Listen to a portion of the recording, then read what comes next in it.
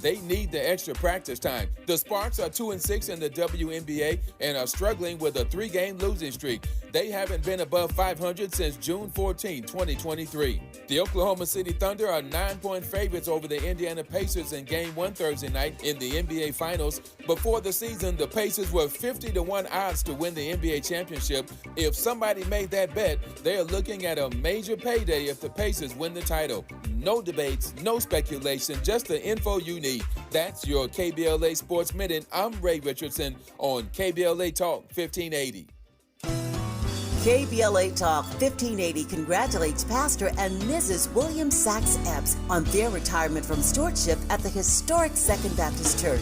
Dr. Epps has faithfully served Second Baptist as its senior pastor for 37 years. What a legacy of love and leadership. Pastor and Mrs. Epps will be honored at a luncheon on Saturday, July 26, 11 a.m. to 2 p.m. at the Sheraton Universal Hotel in Universal City, and you're invited to attend. Noted scholar Dr. Michael Eric Dyson is the keynote speaker. For ticket information, please contact epsretirement@gmail.com or call 213-399-2103. That's epsretirement@gmail.com or call 213-399-2103. To Pastor Epps and First Lady Epps, congratulations from all of us at KBLA Talk 1580.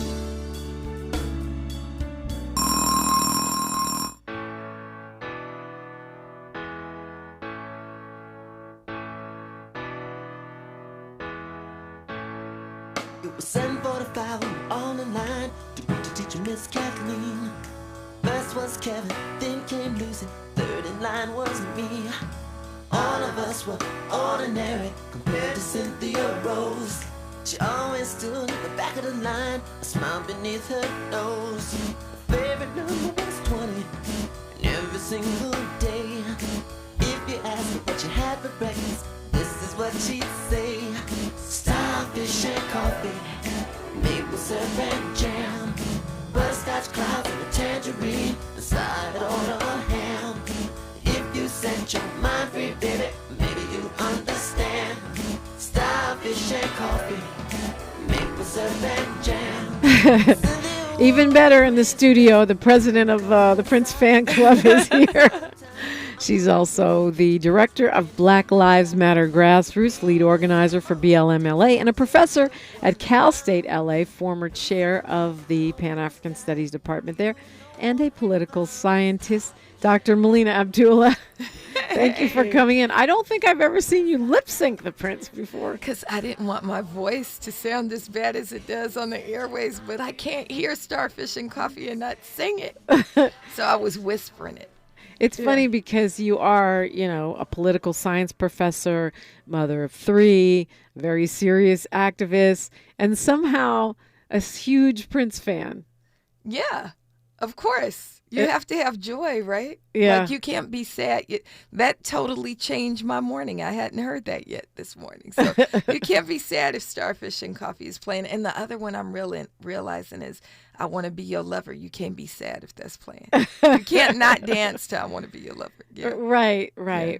And that's one of the things, when we talk about Black Lives Matter, both BLM-LA, which is a chapter of Black Lives Matter Grassroots, 39 chapters, right? Soon to be a lot more. Yeah. The protests and stuff always seem to have an element of fun and joy to it. That's right. What good is a protest if it's not fun, right? So I feel like even though I've been saying a lot, Black joy is not a strategy, right? Black joy is not a strategy, right? But Black joy is important. So I'm not saying it's not important. We have to remember that what they're doing to us when they assault Black life is also trying to steal our humanity. And joy is intrinsic to our humanity. So the reclamation of joy, I think, is really, really important, even on the protest line. So I don't believe in sitting anything out, but I do believe we can learn a line dance and do it on the protest line. Well, a couple things about that. Dr. Melina Abdullah is live in studio with me. Yay, woohoo. So you can see her on the podcast at YouTube at KBLA 1580. But when you say joy is not a strategy, you're pushing back on certain people like the Global Network Foundation, the fake Black Lives Matter, for example, and others, I mean, this is my assumption, who are just so focused on Black joy that they're not doing any work, right? That's right. That's right. And I believe it's a contrived narrative, right? When they say, sit this one out, Black people aren't struggling right now. No, Black people, we will always struggle for our freedom, right? So that we can get to joy all the time, but we are not there, right? Black joy is not a strategy. It's something we have a right to, but it's not a strategy. And so what we see with the fake Black Lives Matter, with the Global Network Foundation and people like Cecily Gay, and I believe in naming names, right? Indeed. Is her going to a horse race and dressed up in couture and saying this is Black Lives Matter. That is absolutely not Black Lives Matter. It's not Black Lives Matter to post about the Met Gala and not post about George Floyd on his 5-year angelversary, right? That is not what we do. Strategy is about how we get free, and we find pieces of joy in the midst. We cling to pieces of joy in the midst. I'm also just coming back from a place that was really invigorating and restorative from the Black Radical Organizing Conference, where hundreds of Black organizers were there, and there was singing, right? There was this group called Fruits of Labor that was singing, and they summoned Bernice Reagan, and they were singing Ella's song, but there was a beatboxer in there. It was beautiful. And it was also a reminder, again, that Black joy is not a strategy. Derica Purnell, who's one of my favorite scholar activists, wrote the book Becoming Abolitionist. She said in the opening plenary, rest is not resistance. So joy is not a strategy. I'm going to insert my own. And rest is not resistance, although we have a right to both rest and joy.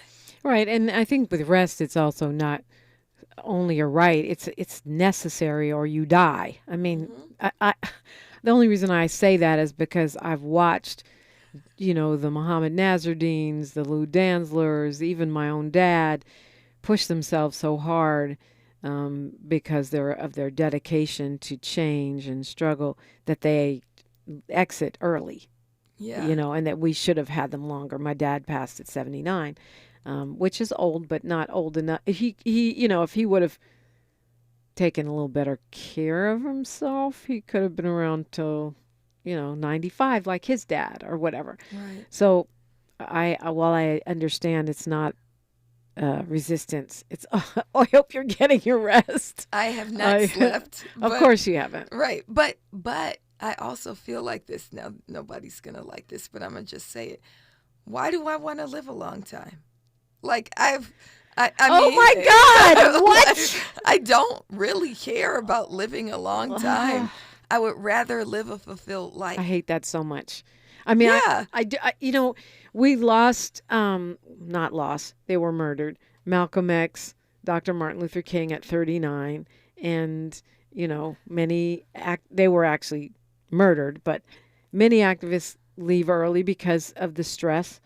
Or just the way they run their lives, was putting the movement first. I get that, but we need you to be around for a while, right? And I'm not saying I want to go out, but if after my children are out the house and on their feet, everything else is icing. So I'm not clinging to life. Oh my God! So I'm just saying. What about the grandbabies? They got parents, right? Oh Lord! So I'm just praying for you. What I'm saying is, for me, fulfillment, and I'm not saying I don't have a death wish, right? But what I'm saying is, if every waking moment I'm doing something that's fulfilling, that I'm walking in my purpose, that, and I do, I try to eat healthy, I walk every day, I do all of those things, right? But sometimes I just don't want to sleep. I would rather, read this article, or I would rather, figure out, I figured it out. I figured out how we can move on these folks. And for me, if that feels better than an extra month of life when I might be crotchety and my knees might not work anyway, That's fine. I'd rather have that trade-off. Okay, we'll leave that right there with some prayer. We'll leave that right where it is. But I do understand the point of folks. I feel like there's since 2020 a lot of co-opting of terminology. Now woke means black to the left, to the right, and some fake activists are saying, "Oh, rest is resistance," or "Black joy is everything." It reminds me of those people who say, "It's not the civil rights movement anymore. It's the silver rights. It's all about us getting that, getting that generational wealth." No, I mean, I want us to have wealth, but black capitalism is also not the answer. That's right. That's right. And what I really loved about the conference is there was a remembrance of what radicalism is, right? That it's important to be black radical organizers. It's important to not just say that we want a seat at a table that's a messed up table, right? We don't want to incorporate, we don't want to integrate into a burning house, right? One of the things that's beautiful about who we are as black people is our sense of morality and ethics and righteousness and moving in ways that are beneficial to the planet, that are beneficial to each other, that are beneficial to community. And so making sure that we hang on to those principles and ground ourselves in the black radical tradition is something that was shored up for me in being in Indianapolis with, again, those hundreds and hundreds of black radical organizers. And I would tick off names, but, well, I will. People like Baba A.K. Akinyele Umoja was there, Phil Agnew, founder of the Dream Defenders and of Black Men Build, he was there. Kamal Franklin was our convener from Community Movement Builders. And then there were, elders who were political prisoners. So Jihad Abdul Mumit was there. And he's the one I shared with you yesterday, just offline, that he was like, I didn't do 24 years in prison for y'all to mess around, right? Y'all need to do some work. Y'all need to do the freedom work. That's what I sacrificed for. And so it was really beautiful. And that was coupled with, I met a 17-year-old child in the hotel lobby who was asking, well, I organize in high school, but what do I do after? And so it was just a really beautiful place to be. Mm. Yeah. Well, how do you define radical? I mean, radical, it means digging from the root, right? Grabbing at the root, not tinkering around the edges of fundamentally unjust systems. So forget police reform that enables people like Trevor Kirk in the LA County Sheriff's Department, right? When we think about the safest communities having the most resources, not the most police, that's radical to say. I still say defund the police, because what we mean by that is invest the resources where we build safe communities, not in policing that puts targets on the backs of our children. And so radicalism means getting to the root of it and doing systems change, not just saying we take the system and we'll make it more flowery. Right. And or let me just get this payoff and go off, and take surfing lessons and, go off and I'm good. So, forget everybody else. And that's what I was describing since 2020, more people going, oh, we're going to sit this one out. Rest is resistance. Black joy, black joy, black joy. These things which sound like they're activism or some kind of real resistance, and they end up just being a co-opting, a sloganizing of the work that Black Lives Matter Grassroots and people like you are actually doing. That's right. That's right. And while y'all napping, that just means I have to do more work, right? If you awake, you don't get to nap all the time, right? Right. You need to nap if that's what you need, but you need to get up sometimes too. I mean, scientists said like 7 hours a night. That's it's definitely way more than you sleep.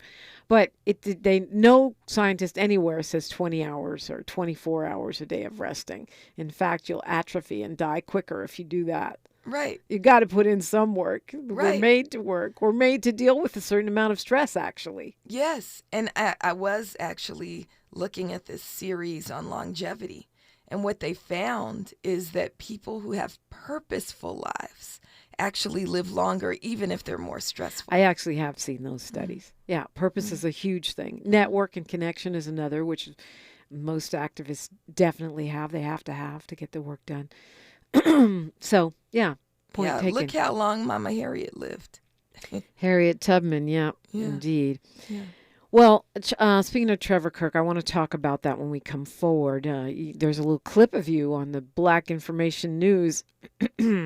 So we'll unpack that and what actually happened and what's next when we come forward on KBLA Talk 1580. She's reclaiming her time on KBLA Talk 1580. More First Things First with Dominique DiPrima when we come forward. We all hear the radio ads about the IRS. They tell you to be afraid, to be scared, and they try to frighten you into calling. I'm not here to do that. Tax Relief Advocates is different. TRA is here to tell you that if you owe money to the IRS, whether it's $5,000, $50,000, or $500,000, we have a solution. It doesn't matter if you're sitting in your car, at work, or with your kids. No matter where you are, call now. 800-550-9651. Don't lose hope. TRA can eliminate or reduce what you owe to the IRS. Generous programs are now available that can give you a fresh start. Our passion is taxes and helping individuals fix their IRS problems. We have over 1,000 5-star reviews on Google and an A+ with the Better Business Bureau. You don't need to be afraid of the IRS any longer. End your tax nightmare today by visiting us online at TRA.com or call 800-550-9651. That's 800-550-9651. Tax Relief Advocates. Real solutions for real people. Oh no, stomach issues again? Stomach issues? Who are you? Your pancreas. I could be the real reason for your diarrhea, gas, bloating, stomach pain, or loose oily stools. I thought it was my stomach. People often do, but any of these symptoms could mean having a condition called exocrine pancreatic insufficiency, or EPI. With EPI, the pancreas doesn't release enough enzymes to break down food, but EPI is manageable. Use the symptom checker on identifyepi.com and speak with your doctor. That's identifyepi.com. Sponsored by AbbVie. The doctor's office that accidentally mixed up your files has your social security number. The power company that mistakenly cut your service has your payment info. And the hotel that lost your reservation has your passport number. You need LifeLock because your personal info is in endless places that can expose you to identity thieves. LifeLock monitors hundreds of millions of data points every second. If your identity is stolen, we'll fix it. Guaranteed or your money back. Save up to 40% with promo code NEWS at LifeLock.com. Terms apply.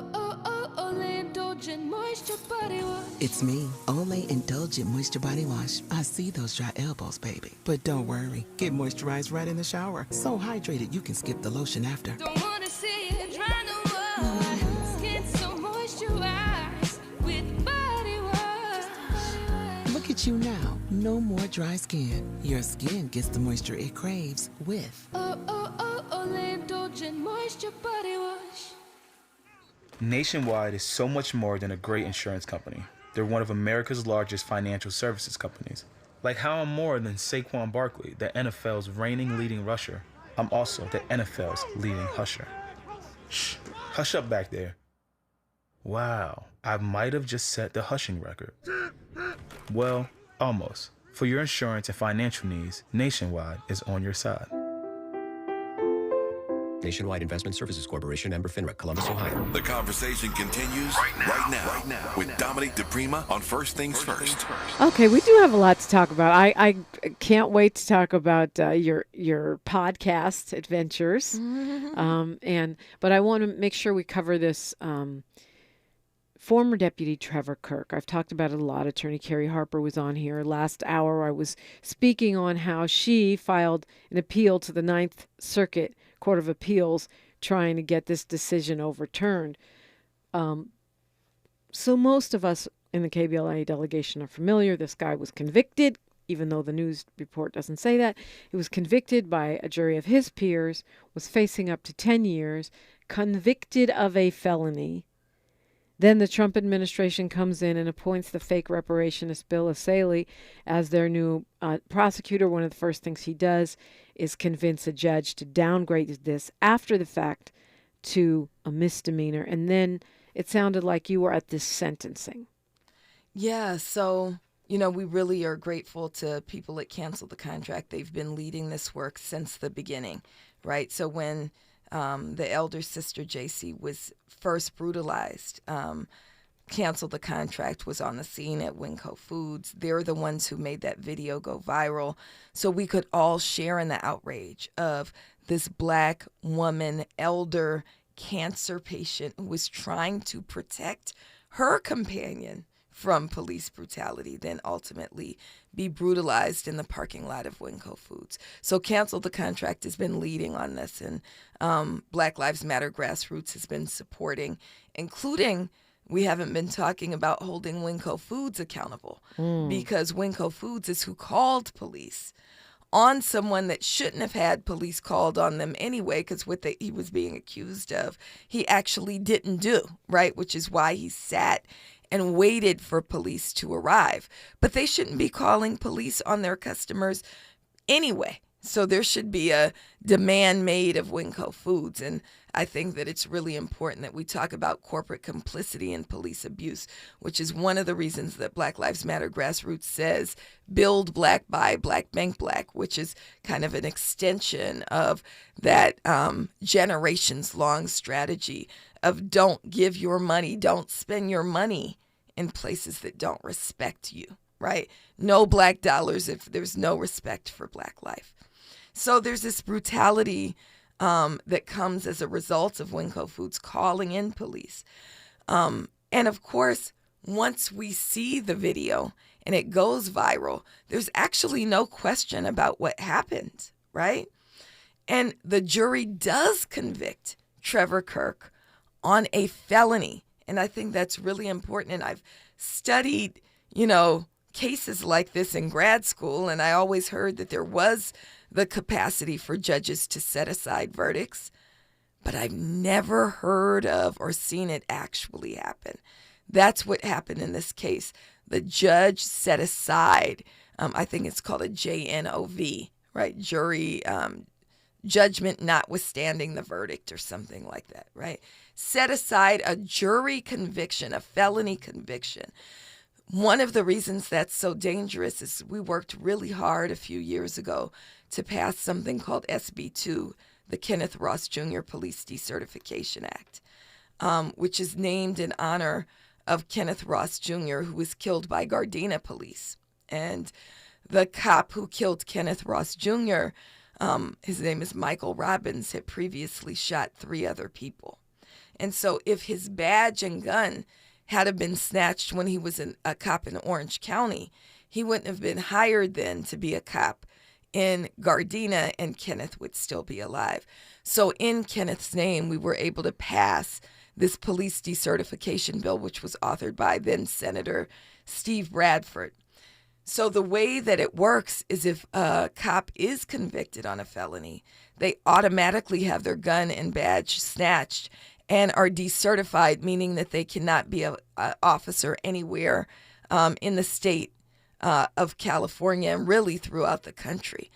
So when the judge set aside that felony verdict, that felony conviction, that means that this cop, Trevor Kirk, not only he's keeping his job at LA County Sheriff's, but he could also go work anywhere. He was already dismissed, right? Now he's back? He was put on, I think, paid leave, is what we understood. Initially, there was this belief that he'd been fired. Right, because he had been convicted of a felony. Right. And then when we did some digging, oh, right. So after the conviction, he was fired. Okay. But then when the conviction's overturned, Luna spoke in favor of him. That's the terrible sheriff that we have, spoke in favor of him. In the courtroom was also the terribler sheriff, former Sheriff Villanueva, both speaking in favor of Trevor Kirk. And this is how police cape for each other, even the worst among us, right? Yeah. They cape for each other. Okay, so Cancel the Contract, just as a point of reference, is the name of an organization that deals with sheriff's abuse and problems with the sheriff's department policing, just for the record. And then when you talk about the fact that this was a conviction, this is something you really have to listen for, because the mainstream news coverage is saying he was originally charged with a felony, and it makes it sound like they changed the charges, but that's not what happened. They he was convicted of a felony, not just charged with a felony, convicted. And then they came in and changed it after the fact. So talk about, I mean, from the political science perspective, why usually a jury is like a sacred thing. You know, a jury verdict seems to have this huge weight in this country, but yet in this case it's tossed aside like it's nothing. Right. Well, I think it's also emblematic of the fascism under which we're living, right? That when you think about people like Bill Asaley, who's supposed to be the prosecutor, right? Which means he should have been representing the victim, but he's not, right? When you think about how all rules and all systems are really a farce at this point, that they are not there to do what they say that they're going to do. They're there to protect the establishment, including police. And so the arguments were really, really jarring. So they actually used our arguments, right? They said, the prosecutor said he would never say this if it was a regular black person or a indigenous person or a poor person who was being tried. But he actually said what we say all the time, which is long prison sentences are not, don't deter crime. For cops. Right. For cops. I guess it's for cops. But that's not true when you talk about tough on crime and convicting people for crimes of need, for shoplifting, right? Bill Asaley and all of those of his ilk, that's another term I've learned to use under Trump, right? All of those of his ilk are convicting black people, brown people, poor people, indigenous people, protesters, and sentencing them to long sentences. But cops, brutal cops who batter elder black women, apparently prison sentences don't deter them from committing crimes. Right, or people who try to overthrow the government and storm the Capitol and threaten the vice president and other lawmakers. They don't need long sentences. Right. Yeah, it's very ironic. I also feel, even though Attorney Kerry Harper reminded me that, you know, qualified immunity is really only for federal cases, that the president said on the campaign trail that he wanted total immunity for police officers. And when you look at strategies like a post-conviction plea deal, I feel like they're just setting all these things in place that make it where cops will just have zero accountability no matter what they do and what they do to whom. The fact that deputies protested and stayed away from their own charity event in support of a guy, a cop's right to throw a senior citizen down on the ground and punch her and pepper spray her. I mean, that's what you're standing up for. That's what you're saying you think you should have the right to do as cops, and that you're going to go in court and testify, even though Sheriff Luna is supposed to be reforming and getting rid of the deputy gangs. I mean, it's just, you know, it's people say one thing, but they show you who they are with stuff like that. And I feel like it's just a setup. We've got news, traffic, and sports right now, and then we'll continue this conversation with Dr. Melina Abdullah on KBLA Talk 1580. The station you turn to when you've had it up to gear with cultural incompetence. KBLA Talk 1580. I'm Bree Wood with BIN News Now. The NYPD is on high alert after what the FBI calls a targeted terror attack in Boulder, Colorado. Mayor Eric Adams says NYPD patrols are up at religious sites ahead of Shabbat. We are constantly monitoring not only what happens in other cities, what's happening across the globe. A man allegedly set fire to pro-Israel demonstrators, injuring 6. The New York State Supreme Court hears arguments today over ICE's presence at Rikers Island. City Council members say it violates sanctuary laws and accuse Mayor Eric Adams of a corrupt deal to drop federal charges. Adams denies wrongdoing, citing public safety. And rapper Rick Ross is hosting a massive car show this Saturday at his Georgia estate. Thousands are expected to attend the event, which features rare and custom cars, celebrity guests, and heavy security, with over 150 officers on site. Get BIN News Now on demand 24/7 on the iHeartRadio app.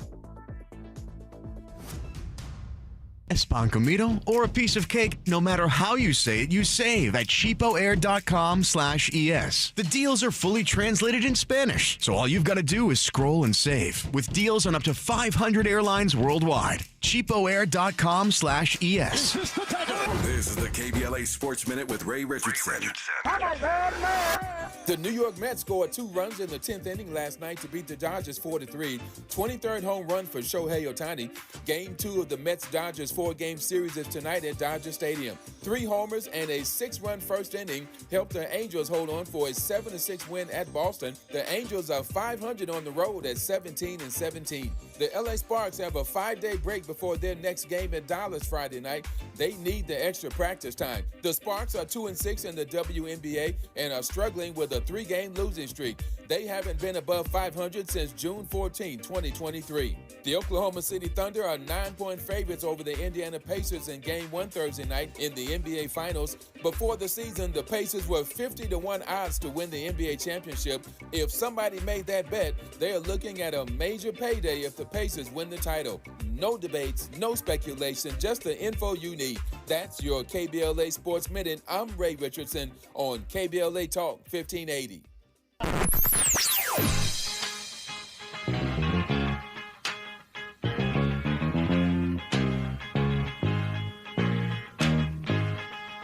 This is KBLA Talk 1580. Talk radio. Let's music to your ears.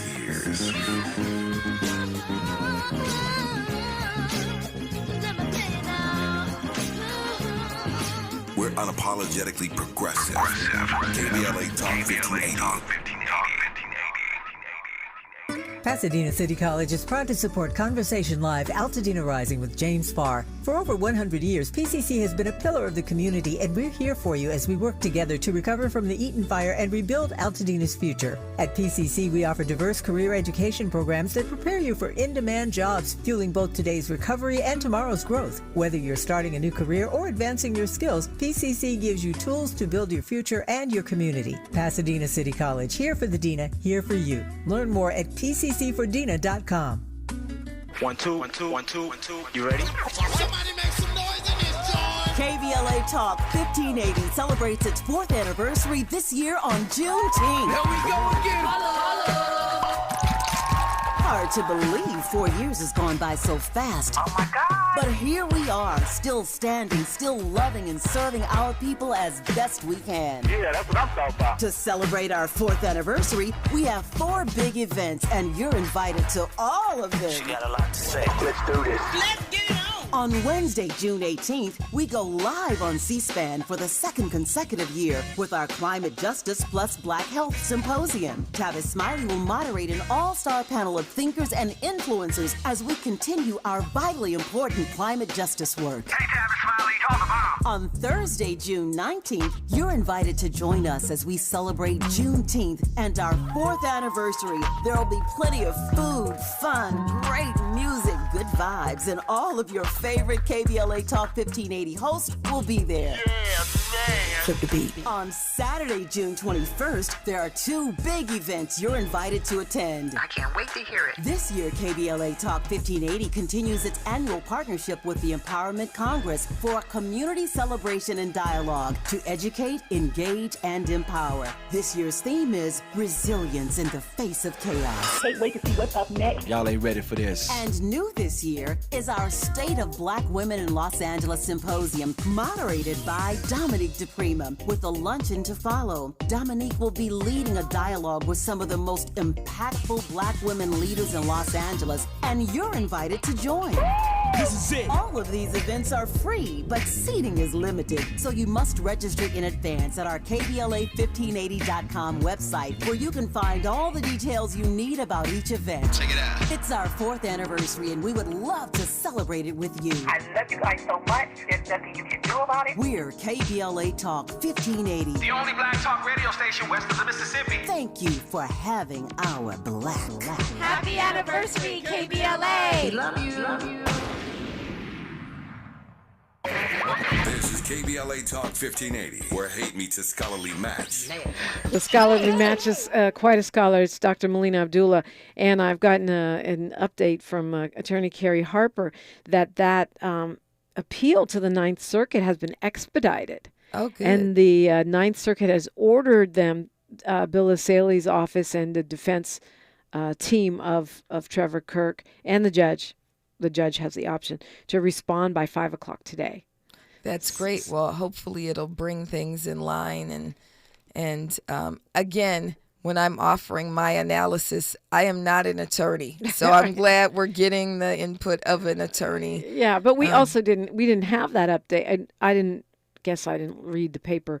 I don't know how to read the legal brief, but yeah, for the Ninth Circuit to put that kind of an order in, that means they were listening, and apparently it was important. She clarifies that he didn't use the JNOV system. Meaning he got rid of the felony enhancement and the injury component, which downgraded it to a misdemeanor. And according to Attorney Harper, her appeal calls that move illegal. So we'll see. We'll find out today. Well, let's see. Yeah. Yeah. Prayerfully, he hasn't replaced all of the judges yet. So, no, not yet. Prayerfully, the circuit court will. Yeah. I'm expecting, as you know, your friend Aloe Black is on the way. He's stuck in traffic, so maybe you'll stay with me a little extra today. I'd be happy to. You have some meeting. Love to see Aloe. I know you're on no sleep. Do you have some meeting at not 8:01? Not till 9. Not till 9. I knew there was a meeting. Yeah. So this could, of course, if they uphold it, that's terrible, right? It's terrible, and we have to remember that there's nothing that actually brings justice, right? The idea that they can do whatever they want is the problem. And I think that you were lifting it up, what Trump does, and we see all these executive orders, right? There was a recent executive order called Unleashing Police. So there were these campaign promises where he said he wants total immunity for police, but then there's actual action that he's taking. The executive order is actually called Unleashing Police. And you mentioned that these executive orders and promises only come at the federal level. But what they do is, this is what trickle-down economics didn't work, but trickle-down injustice does, right? Apparently. What that does is, at the local levels, they feel empowered. They feel like there is kind of an absolute freedom. I don't know if that's the right word, but absolutism in the way that police, right? So that happens through policing units like the county sheriffs, like LAPD, where they feel like they actually have carte blanche to do whatever they want to communities, and this is what we see happening. Yeah, I've heard that from a couple of lawyers, that immediately after the swearing in and this idea, the president saying we just need one day of rough policing and these executive orders, that emboldens everyone. Emboldens, that's the word. It emboldens law enforcement on every level to just do whatever. Right. Right. And then the pulling back of consent decrees in Minneapolis right before the anniversary of George Floyd, and pulling it back, ending the consent decree in Louisville, right, also further says in these local policing units, you can also do whatever you want because there's no federal oversight. Yeah, absolutely. So it just doesn't bode well, especially when it's, I pardon insurrectionists who try to overthrow the government, but everyone else has total immunity, because that's like his personal army, his personal coup, militia, vendetta corps. Right. Right. So let's talk about your podcast with Jamal Bryant. Jamal Bryant, of course, a very popular pastor in Atlanta, right, who has a podcast, and you went on and you sat down for like a long time. How long was that interview? It was 2 hours, but it was edited down to 53 minutes. And it was a really important conversation. One of the things that happened is, a couple months ago, people kept hitting my inbox, sending me this interview that Jamal Bryant, it's a relatively new podcast that Jamal Bryant did with the leader of the fake BLM. and the Global Network Foundation. The Global Network Foundation. Her name is Cecily Gay. And she got on there and said all kinds of things. One of the things, she didn't name me, but I was the one who did what she was accusing of us of doing. We absolutely did it, right? Which was when they stole our resources. And remember, there were at least $90 million came in to the Global Network Foundation in 2020. And then there were subsequent donations. So every year since then, for the last 5 years, they've been receiving between $15 and $25 million a year. So we're now talking hundreds, plural, of millions of dollars that they stole from the movement off of the spilled blood of our people, including we're about to recognize the angelversary, the 10-year angelversary of a young brother named Quandavier Hicks, whose mother is one of the co-leads for Black Lives Matter Atlanta, right? So that money came from Quandavier Hicks' spilled blood, and it also came from the real sweat and tears poured in by activists and organizers within the real Black Lives Matter Grassroots, and all of the 39 chapters that make up Black Lives Matter Grassroots. So she had gone on Jamal Bryant's podcast, maneuvered her way on his podcast, which I believe may have been the first podcast appearance that she's done that was not paid, right? So there's also paid podcasts that we're pretty sure she paid her way onto, right? They have hundreds of millions of dollars so they can buy themselves onto. Right, which people donated thinking it was going to support the kind of work that you do, and not her taking surfing lessons and golfing lessons and doing investment seminars and all that. But so she went on that podcast. She told her side of the story, and she claimed that you guys rolled up on her house, her McMansion in Alpharetta. We did. Yeah. Right? We did, but it's not the first. What's important to know is we believe in a tactic called escalation. So when the money was first stolen, the first thing that we did is I called her and I said, please don't do this, right? And she actually made an accusatory statement on the podcast and said, and she had the audacity to call me. Of course I did. Of course I called you. The first thing is, look, this isn't right. So please do the right thing. I think that's how I would want somebody to treat me, right? Call me in. That's our practice. Call me in. We did that. We wrote internal letters. We wrote public letters. We filed a lawsuit.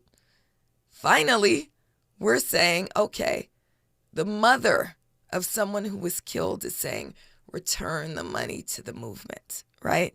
And so we did do that. People start to DM me these clips that are up of her. And the people are going, this is not the real Black Lives Matter. So they start to hit Pastor Bryant up in the comments. People who knew him reached out to him, and he finally invited me on the podcast. And grateful to tell what happened, and also grateful for how honest and open he was. Oh my gosh, he was so humble. Yeah. He really was. He really was. And he said, if I didn't know this, other people don't know that, what happened. So please tell. And he gave us all the space to tell what happened. And then he was also, when you talk about humility, also talked about what he saw as the shortcomings of the Black church and invited us to say, what can the Black church do now? Yeah, I thought it was a powerful conversation. I would encourage folks to go and listen to it before someone tries to get it taken down. Download it, listen to it. And what you're speaking to, tell a friend, is when you have all the money in the world, you also, and Hillary Clinton's attorney, I kid you not, the attorney for the Global Network Foundation is a white attorney named Ezra Reese. He is also the same attorney who represented Hillary Clinton. So when you have all the money in the world, you can have Ezra Reese sign a cease and desist letter and threaten small outlets like podcasts with what will happen if podcasts and newspapers. We've seen it before. They've actually taken down your stuff before. Absolutely. Yeah. Well, I mean, and I have a whole theory about this. We probably don't have time to go into it today. Maybe we do. I just wonder, and I always tell you guys when I'm speculating versus when I have a whole bunch of data. I'm speculating, but It's an educated speculation. I wonder, when the Democratic Party got their panties in a bunch about the defund the police slogan and the growing power of the Black Lives Matter movement, if they sent those folks after your funds.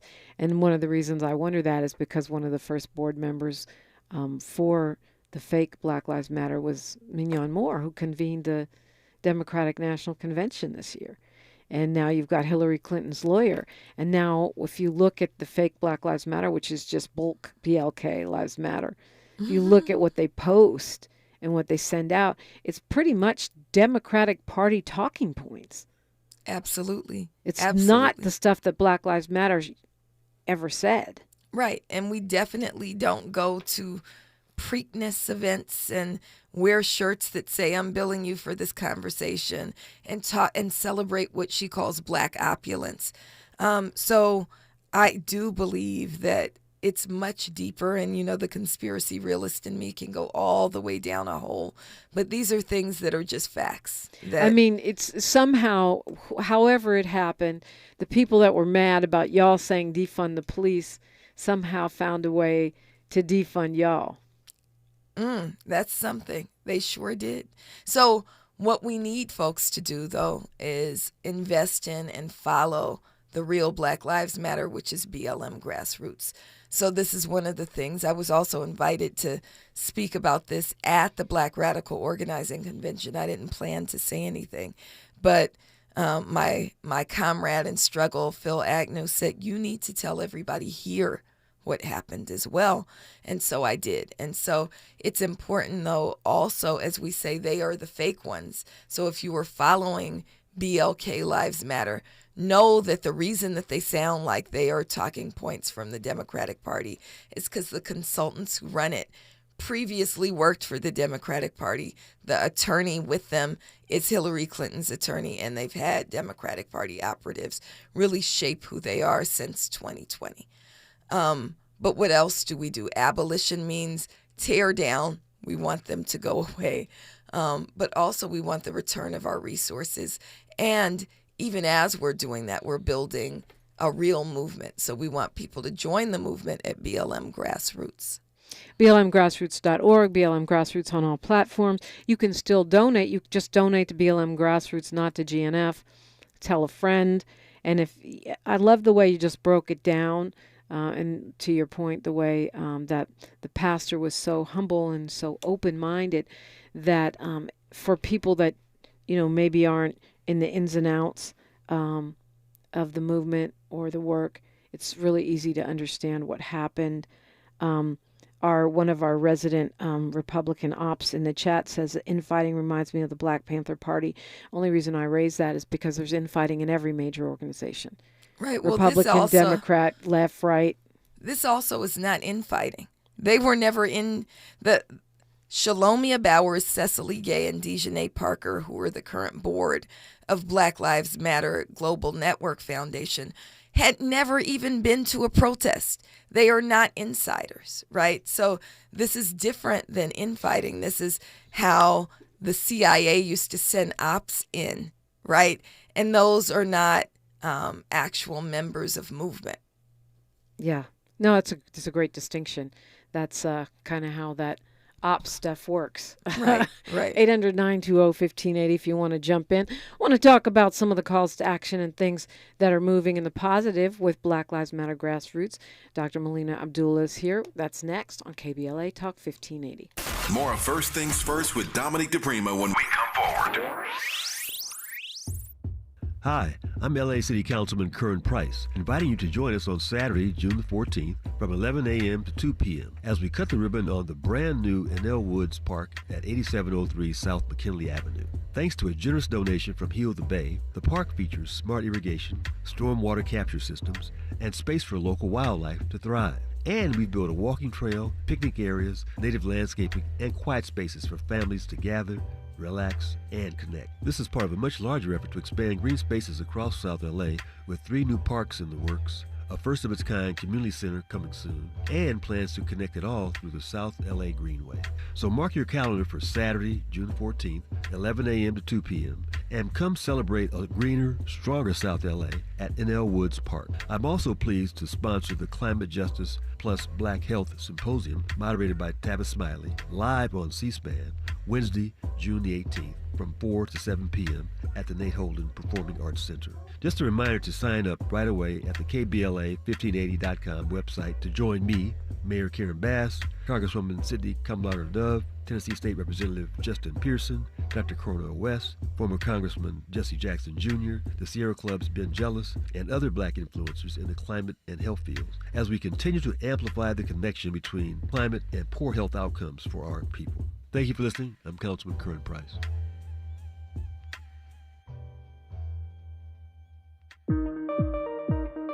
JP Morgan Chase offers tips for the local business owners in 2025. Small business landscape is ever changing, and the Los Angeles market is no exception.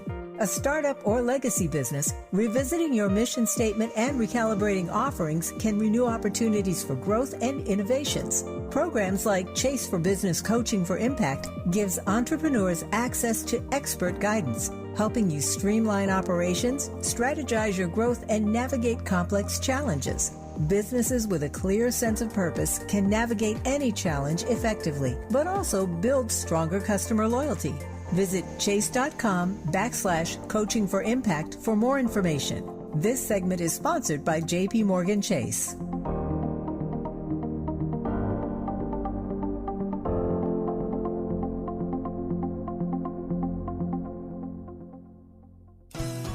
KBLA Talk 1580 congratulates Pastor and Mrs. William Sachs Epps on their retirement from stewardship at the historic Second Baptist Church.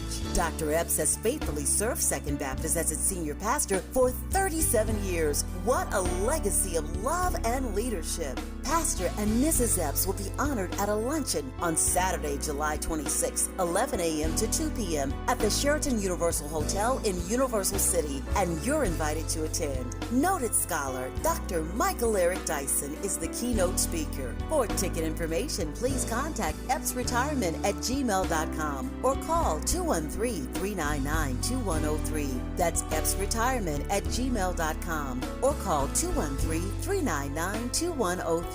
To Pastor Epps and First Lady Epps, congratulations from all of us at KBLA Talk 1580. Lena Bloom for the Bail Project. Imagine you're stuck in a jail cell and you can't afford bail and someone offers you a way out. Just plead guilty and you can go home and kiss your kids goodnight. What do?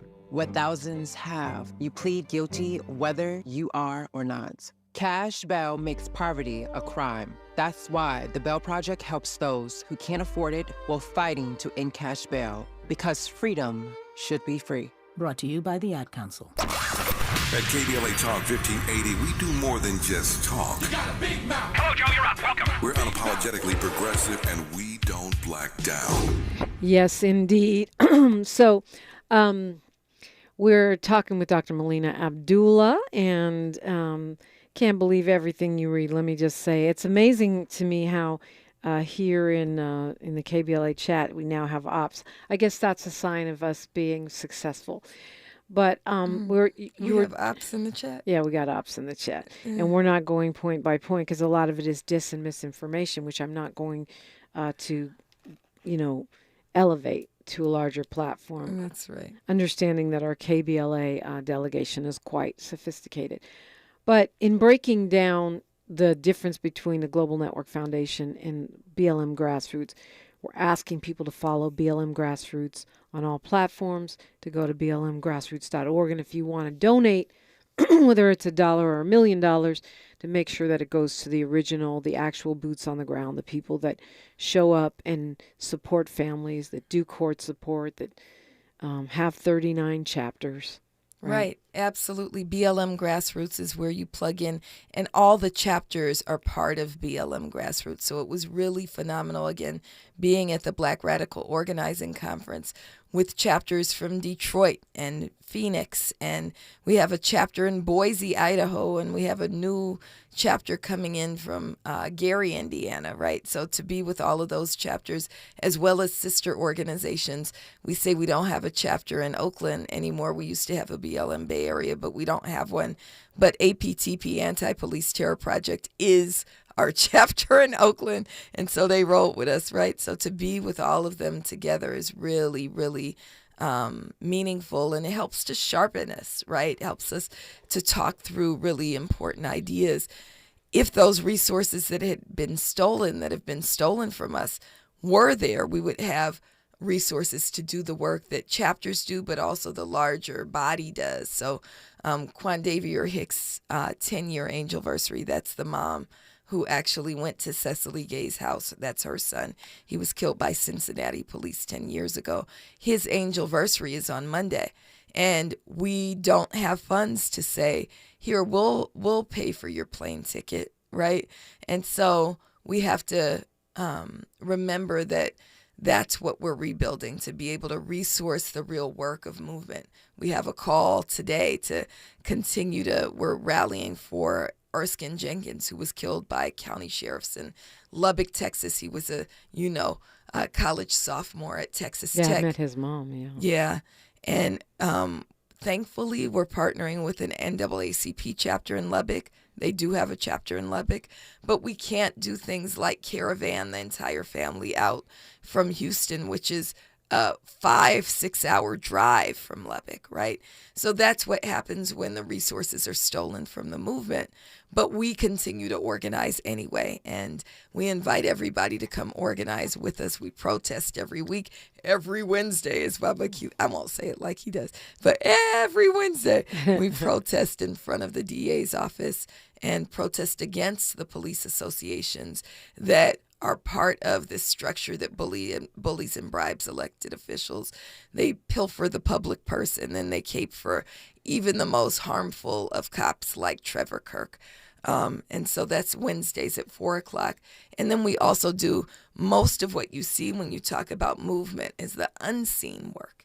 And so we organize and have monthly organizing meetings. Our monthly organizing meeting is this Sunday, June 8th, at the Center for Black Power, which is the building that we bought with BLMLA funds. We didn't buy any mansions. We bought a building right on the corner of Crenshaw and 43rd Place across the street from Africatown or Lamert Park. And we invite everybody to meet us there on Sunday at 7. And that building has become a hub of organizing, community organizing